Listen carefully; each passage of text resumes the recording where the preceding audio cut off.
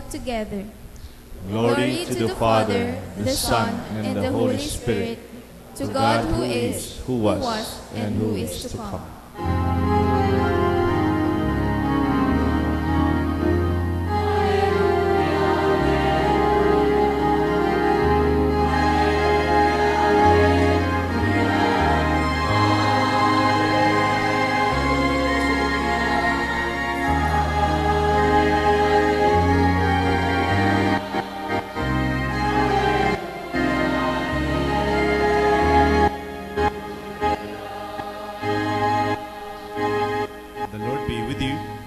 With your spirit. A reading from the Holy Gospel according to St. John. Glory to you, O Lord.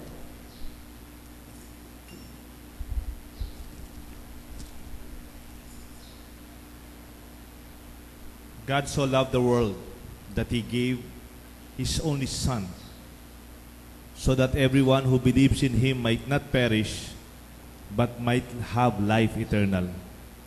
God did not send His Son into the world to condemn the world, but that the world might be saved through Him.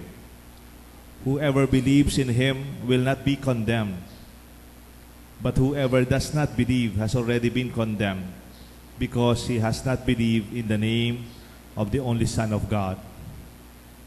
The Gospel of the Lord. Praise to you, Lord Jesus Christ.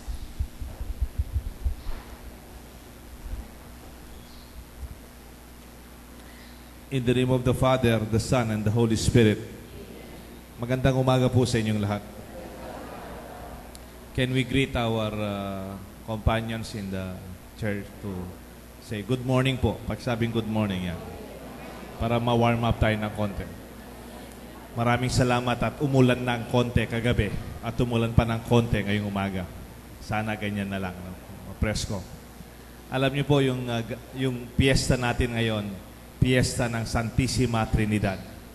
Madalas sinasabi, Lola, ano po yung Santissima Trinidad? Misteryo yan, apo, misteryo. Ano pong gusto sabihin ng misteryo? Kaya nga, misteryo, hindi natin maintindihan. Huwag ka nang magtanong. No? Because it's a mystery, we do not understand the basic mystery. That's not true. When we say mystery, we understand, but we do not completely comprehend. Parang naiintindihan natin, pero hindi natin sinasabing alam nating lahat. Because the meaning continuously unfolds. Parang yung buhay. Life is a mystery, we understand. But every day, there's something that is unfold that makes us ravel into the surprise of more meaning. Alam niyo po, gusto kong gamitin yung ating second reading from 2 Corinthians 13, 1-11 bilang fundasyon ng ating reflection. Sabi po ni St. Paul, naririnig nyo po ito sa pare, hindi nyo lang napapansin.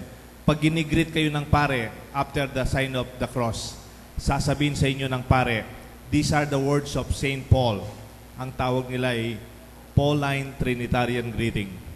The grace of our Lord Jesus Christ and the love of God and the communion, the fellowship of the Holy Spirit be with you all.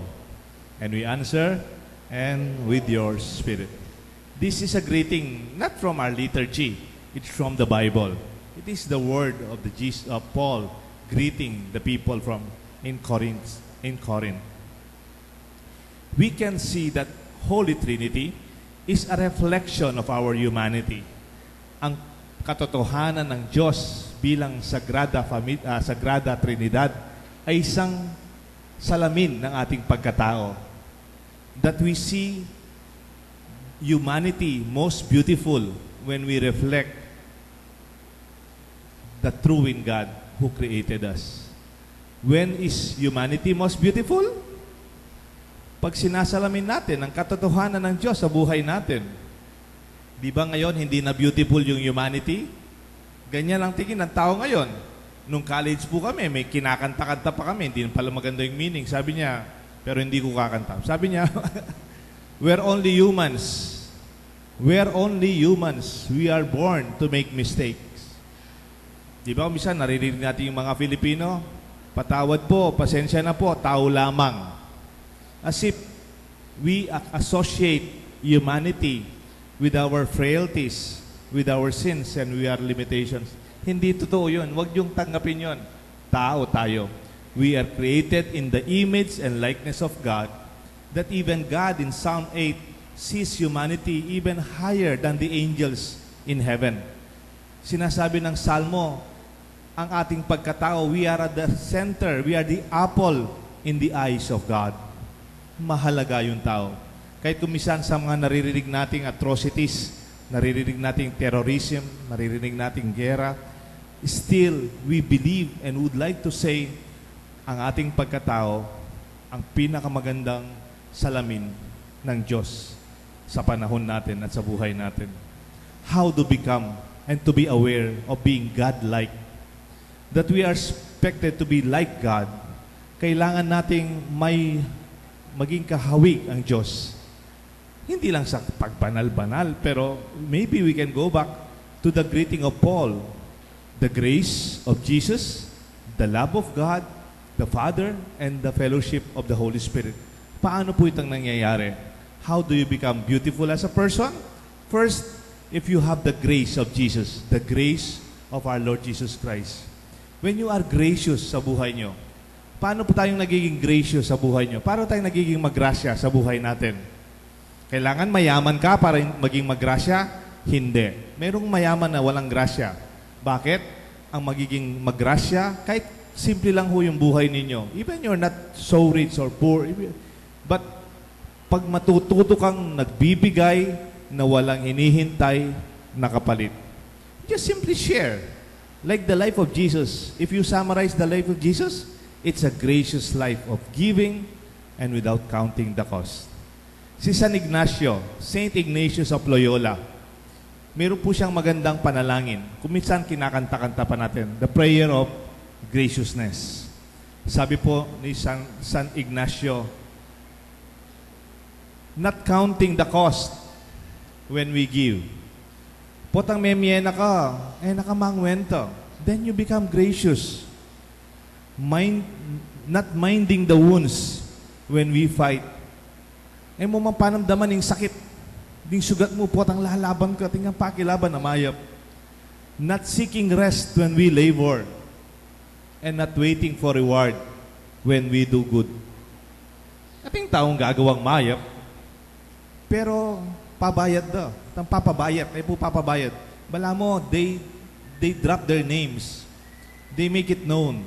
Papakilala din maya pag-ewada. That is not gracious. We are like Jesus when we reflect the deepest beauty of our humanity. When you just do good, you know what is most beautiful when you do good? Is doing good itself. The reward of a good deed is doing good itself. Ing peka masanyaman na sukli, ning paman dapat mayap, aliway tang pasalamat, aliway tang certificate of appreciation, aliway tang recognition. The mere fact ginawa kang mayap, in itself must be your sense of fulfillment. Karempong Kastila, potang magpasalamat lang. How do they say thank you kay Kastila? Ha? Muchas gracia. Muchas gracia.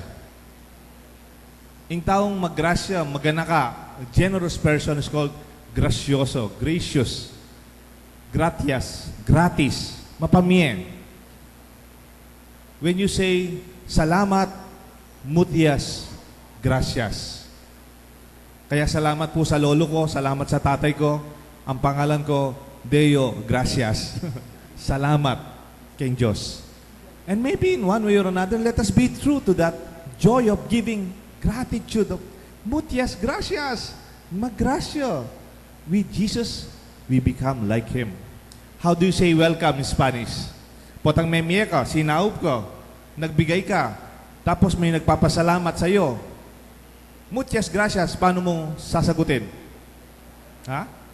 De nada. De nada, you're welcome. But in Kapampangan, de nada is alang nano paman. Walang ano paman. No big deal. Malit na bagay lang. Huwag na natin gawing malaking kwento ang ginawa ko. Just be quiet about it. Don't let your left hand know what your right hand is doing in terms of graciousness. Let us live a gracious life. to be beautiful in our humanity. Second, let us be loving like our Father. To be loving is to see the love of the Father through His great love for us when He gave His only begotten Son. Tignan niyo po yung Ebanghelyo. Ito yung sumikat na kanta at Ebanghelyo. Nung dumating si Saint John Paul II, sabi, "For God so loved the world, He gave us His only Son, not to condemn us, but to give us life eternal." Na-appreciate ho natin ito kung makikita natin yung Old Testament. In the Old Testament, sinubukan yung katapatan ni Abraham. Sabi ni God the Father kay Abraham, "Abraham, offer your only begotten son, Isaac." Isa lang yung anak ni Abraham, si Isaac. Ang tagal niyang inihintay. Nung lumabas si Isaac, malaki na. Sabi niya, "Offer mo." And offering noon, talagang you will really, literally offer him like a lamb. Nagpunta sila sa bundok. Si Isaac may dalang kahoy. Tapos sabi ni Isaac, when they are already in the mountain, in a poignant question, sabi niya, "But Father, where is the lamb?" Hindi sinasabi ni Abraham, "My son, you will be the lamb of sacrifice." Nung ino-offer na po yung anak, hinawakan yung kamay niya ng hangel at sabi, "Do not continue, Abraham. Your faith was tested to be true." That's why Abraham is the father of faith. At binigyan po ng ibang lamb to save Isaac. Punta po tayo ngayon sa New Testament. When God offered His Son Jesus for our salvation, nobody stopped Him. Jesus was not stopped and saved from being offered. Kaya ano po yung tawag natin kay Jesus? The Lamb of God who takes away the sins of the world. Kaya nga before communion, kinakanta-kanta pa natin, "Lamb of God, you take away the sins of the world, have mercy on us. Lamb of God, who take away the sins of, grant us peace." Nakikita niyo po yung lamb sa ilalim ng lamesa ng altar? Baka hindi niyo po nakikita, yung puti.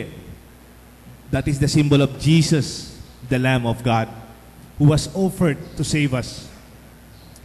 He's a symbol of love, a real love of God for all of us. A lover who gave all. When do you know that you are loving like the Father? When your life is totally reversed. When you are reoriented from yourself to others. Dati parating selfie, dating ako, tsura ko. Ano yung tsura ko ngayon? Ano masasabi mo sa akin? Pag parating ganun, and then na iba, you become conscious of others. You become sensitive of the needs of others. Then you begin to reflect the love of the Father. Maganda po ito if we will borrow the prayer attributed to Saint Francis of Assisi. When do you show that you are really loving as a person? Sabi ni Saint Francis, when you find great pleasure in giving more than in receiving. Masaya kang mami kesa kang tatanggap. When you aspire to forgive more than keeping grudges and hatred and anger. When you say that you are really loving, when you are willing to die only to give life. Yung mga magulang, alam nila ito. Yung mga nanay na nanganak, sabi ng mga doktor, pag nanganganak daw yung nanay, yung isang paa nasa bingit ng kamatayan, they risk their life. You are willing to risk your life to give life. That is tremendous love of a mother. Kung meron po kayong session for self-assessment in terms of love, meron po ba kayong checklist? If you are a loving person, mag-offer po ako ng checklist. Tignan niyo po sa 1 Corinthians 13. Ito po ay sinulat ni Saint Paul, not to a loving couple. Ito po kasing 1 Corinthians 13, madalas na binabasa, second reading sa kasal. Di ba? Pero sa totoo, Saint Paul did not write this for weddings, for couples, hindi man. Hindi man para sa mag-asawa ito. It is for a community.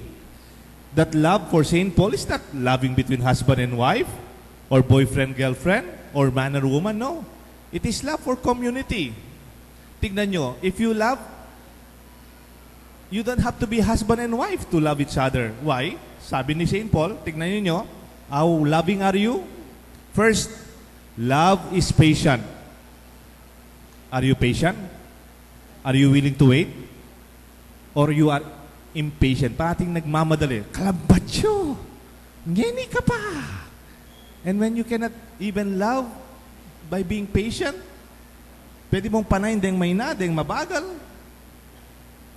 then you are loving as a person. When you are kind, love is kind. It does not talk about flowers and chocolates and cards. It's about being kind. You can love a security guard by being kind to them.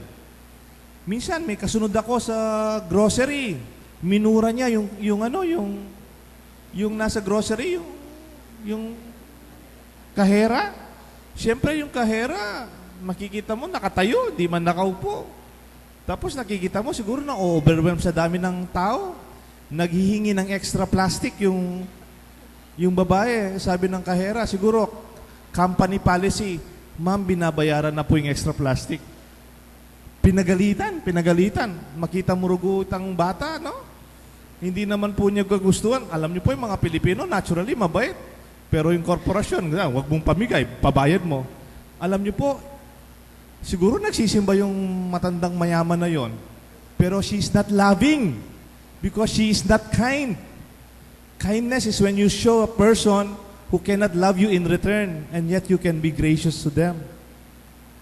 Hindi man kailangan ka magsimba araw-araw, basta mabait ka lang. How do you see yourself in loving when you are also humble? Love is humble.